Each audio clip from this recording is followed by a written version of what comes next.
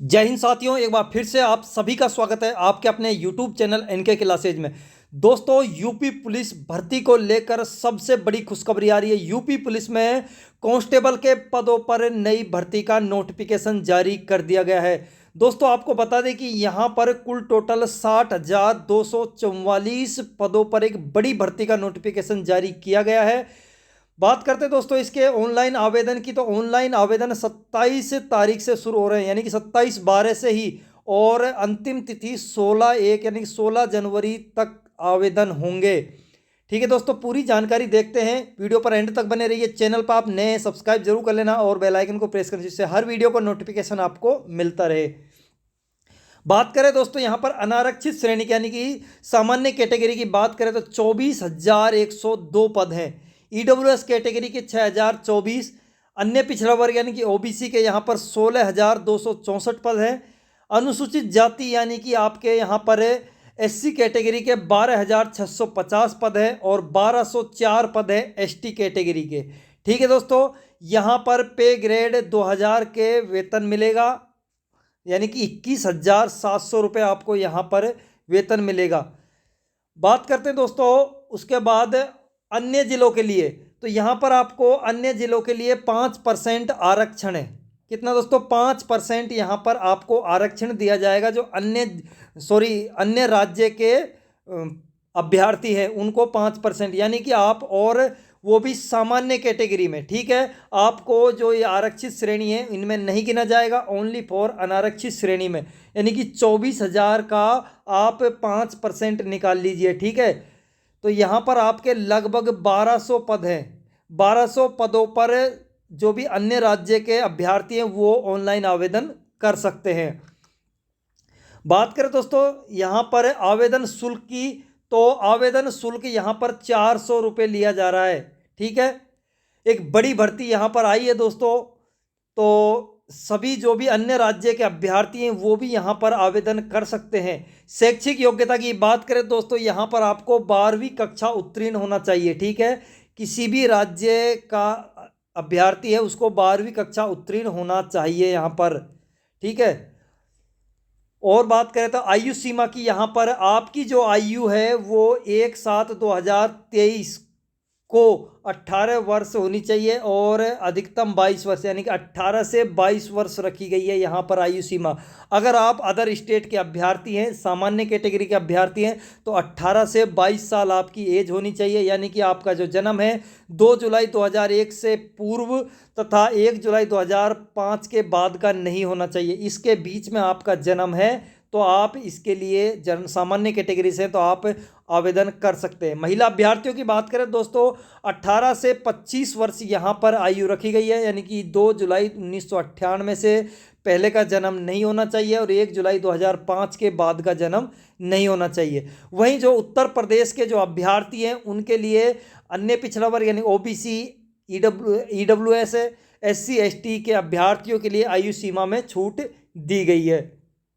वैवाहिक स्थिति की बात करें तो पुरुष अभ्यर्थी है उनके एक से अधिक पत्नी नहीं होनी चाहिए। वहीं जो महिला अभ्यर्थी है वो उसके जो ऐसी अभ्यर्थियों को यहाँ पर नहीं लिया जाएगा जिनके जो पति है उसके पहले से ही एक पत्नी है। ठीक है दोस्तों, यानी कि वो अगर दूसरी बीवी है किसी की तो ऐसी महिलाओं को यहाँ पर शामिल नहीं किया जाएगा। उसके बाद यहाँ पर भर्ती की जो प्रक्रिया है, आपको समय समय पर जो भी अपडेट हैं वो विभाग की वेबसाइट पर डाल दी जाएंगी, जो भी यूपी पुलिस की वेबसाइट है उस पर। लिखित परीक्षा है जो आपकी 300 नंबर की होगी दोस्तों, यानी कि आपसे 150 प्रश्न आपके लिखित परीक्षा में आएंगे। ठीक है, सबसे पहले आपकी लिखित परीक्षा आयोजित करवाई जाएगी, 150 प्रश्न होंगे, 2 घंटे का आपको समय दिया जाएगा और 300 नंबर की होगी, जिसमें आपसे सामान्य ज्ञान पूछा जाएगा, सामान्य हिंदी आएगी, संख्यात्मक एवं मानसिक योग्यता, मानसिक अभिरुचि, बुद्धि यानी कि रीजनिंग आएगी, मैथ आएगी आपकी। ठीक है, उसके साथ ही हिंदी आएगी और सामान्य ज्ञान आएगी, जिसमें आपकी राज्य की आएगी, यूपी की, यानी कि यूपी की जो सामान्य ज्ञान है वो आएगी, और उसी के साथ आपकी जो देश की सामान्य ज्ञान है वो आएगी और विदेश की भी आएगी। ठीक है, अगर आपका कोई क्वेश्चन गलत होता है तो उसके लिए आपको 1/4 नंबर यहाँ पर नेगेटिव होगी, 1/4, यानी कि 2 अंक का एक प्रश्न है तो आपसे 0.5 यहाँ पर नेगेटिव नंबर काट लिए जाएंगे। उसके बाद आपकी ऑफलाइन एग्ज़ाम होगी, ऑनलाइन कोई एग्ज़ाम नहीं होगी। 1 से 2 पारियों में, 1 से अधिक पारियों में हो सकती है, 1 से ज़्यादा दिनों में भी जो एग्ज़ाम है वो हो सकती है। उसी के साथ बात करें यहाँ पर डॉक्यूमेंट्स आपके, तो लिखित परीक्षा में सफल पाए गए अभ्यर्थियों से अभिलेखों की समीक्षा में शारीरिक मानसिक परीक्षा में सम्मिलित होने की अपेक्षा की जाएगी। कुल रिक्तियों की संख्या को दृष्टिगत रखते हुए बोर्ड द्वारा योग्यता के आधार पर एवं राज्य की आरक्षण नीति के अनुसार इस परीक्षण के लिए बुलाए जाने वाले अभ्यर्थियों की संख्या का विनिश्चय किया जाएगा। ठीक है, यानी कि एग्जाम के बाद में आपका डॉक्यूमेंट्स वेरिफिकेशन होगा। उसके बाद डॉक्यूमेंट्स में आपको पता है सारे डॉक्यूमेंट्स आपको तैयार रखने हैं। उसके बाद आपका फिजिकल होगा। ठीक है दोस्तों, तीसरी प्रोसेस आपकी फिजिकल होगी। फिजिकल में पुरुषों की लंबाई की बात करें तो यहाँ पर आपको 168 सेंटीमीटर लंबाई होनी चाहिए। किन किन की? सामान्य वर्ग, अन्य पिछड़ा वर्ग और एससी कैटेगरी के जो अभ्यर्थी हैं उनकी 168 सेंटीमीटर। एसटी कैटेगरी के जो अभ्यर्थी हैं उनको यहाँ पर 160 सेंटीमीटर लंबाई होनी चाहिए। सीने की बात करें तो दोस्तों यहाँ पर 79 यानी कि 79 सेंटीमीटर आपका यहाँ पर बिगर फुला है और 84 सेंटीमीटर फुलाकर होना चाहिए। ठीक है, यानी कि न्यूनतम आपको 5 सेंटीमीटर का फुलाव जरूरी है। और एसटी कैटेगरी के जो अभ्यर्थी हैं उनको यहाँ पर 77 सेंटीमीटर बिना फुलाव, यानी कि 2 सेंटीमीटर का यहाँ पर छूट दी गई है जो एसटी कैटेगरी के अभ्यर्थी हैं। ठीक है, और कम से कम 82 सेंटीमीटर यहाँ पर फुलाव होना चाहिए, फुलाकर होना चाहिए, यानी कि 2 सेंटीमीटर नॉर्मल में और 2 सेंटीमीटर फुलाकर आपको यहाँ पर छूट दी गई है। महिलाओं की बात करें तो यहाँ पर सामान्य कैटेगरी, अन्य पिछड़ा वर्ग और एससी कैटेगरी की जो महिलाएं हैं उनके लिए 152 सेंटीमीटर लंबाई होनी चाहिए और एसटी कैटेगरी की महिलाओं के लिए 5 सेंटीमीटर की छूट दी गई है, 147 सेंटीमीटर यहाँ पर लंबाई होनी चाहिए। वजन की बात करें तो दोस्तों सभी महिलाओं के लिए 40 किलोग्राम वजन यहाँ पर न्यूनतम रखा गया है।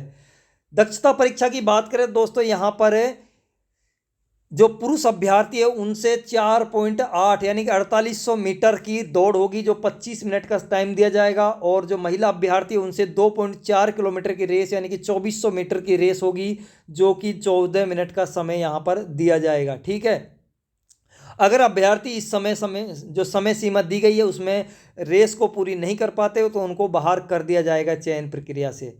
चयन एवं अंतिम योग्यता सूची, जो आपके फिजिकल में पास हो जाएंगे वो अभ्यर्थी आपके जो रिटन एग्जाम में आए हैं नंबर, उनके आधार पर एक मेरिट निकाली जाएगी। अगर मेरिट में 2 अभ्यर्थियों के समान नंबर आते हैं तो उनमें से जो अभ्यर्थी ऐसे हैं जो अलग से जिनके पास कोई सर्टिफिकेट है उनको मौका दिया जाएगा। ठीक है, और ऐसे कोई नहीं है तो 2 समान अंकों वाले अभ्यर्थियों में से जिसकी आयु ज़्यादा है उस अभ्यर्थियों को मौका दिया जाएगा। आरक्षण व आयु सीमा में जो छूट है वो यहाँ पर मैं बता देता हूँ आपको।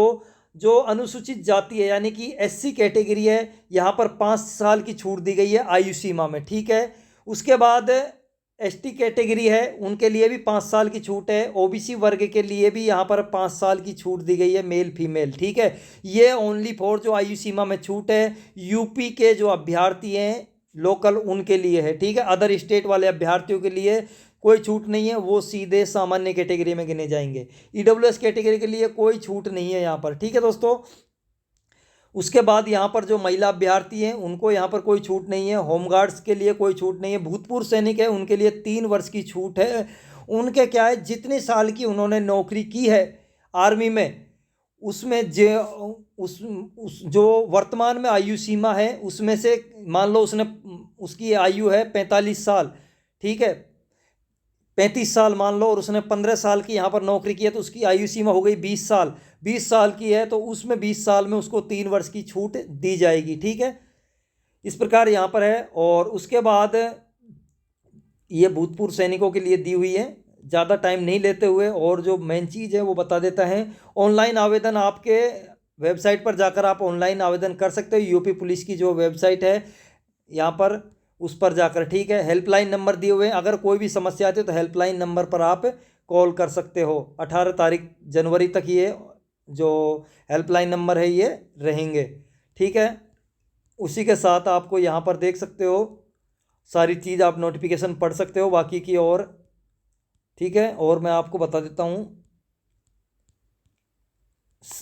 जो लिखित परीक्षा होगी उसमें आपको यहाँ पर सामान्य ज्ञान आएगा। इसमें आप देख सकते हो यूपी की भूगोल वगैरह, सामान्य भारत की, सामान्य हिंदी, न्यूमेरिकल यानी कि मैथ और न्यूमेरिकल एबिलिटी, उसके बाद मेंटल एबिलिटी यानी कि आपकी रीजनिंग आएगी।